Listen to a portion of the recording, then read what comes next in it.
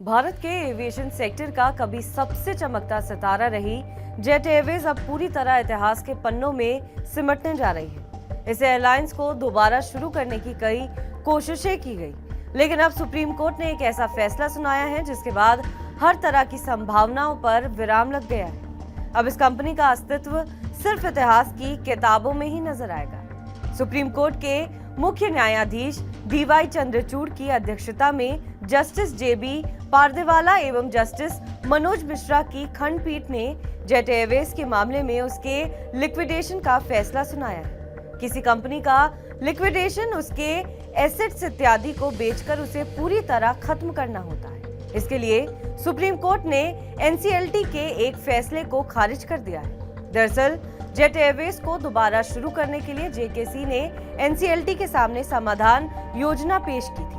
इस resolution plan को बनाए रखने और जेट एयरवेज का स्वामित्व जेकेसी को ट्रांसफर करने के लिए एनसीएलटी ने एक फैसला सुनाया था, जिसे अब सुप्रीम कोर्ट ने खारिज कर दिया है और इसी के साथ कंपनी के लिक्विडेशन का रास्ता साफ कर दिया है। अब आपको बताते हैं फैसले में कही गई बड़ी बातें। सुप्रीम कोर्ट की इस पीठ में शामिल जजों ने फैसला सुनाते वक्त कई अहम बातों पर ध्यान खींचा है, जो आने वाले सालों में एनसीएलटी के लिए एक नजीर की तरह काम करेगा।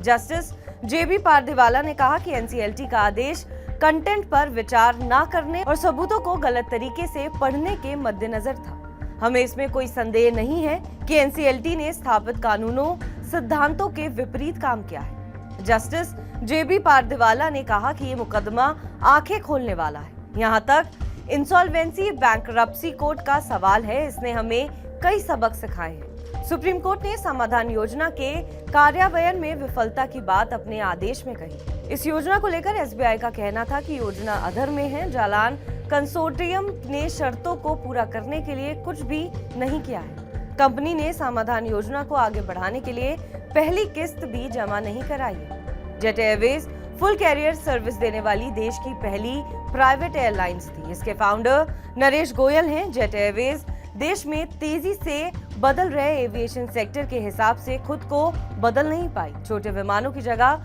लंबे समय तक बड़े विमानों से ही सेवा देती रही। इतना ही नहीं, लीज पर लिए गए विमानों के पेमेंट में डिफॉल्ट भी उसने किए। इसे एक समय बाद कंपनी को नकदी संकट का सामना करना पड़ा और वो आखिर में बंद हो गई। दूसरी ओर कंपनी के फाउंडर नरेश गोयल पर मनी लॉन्ड्रिंग के आरोप लगे।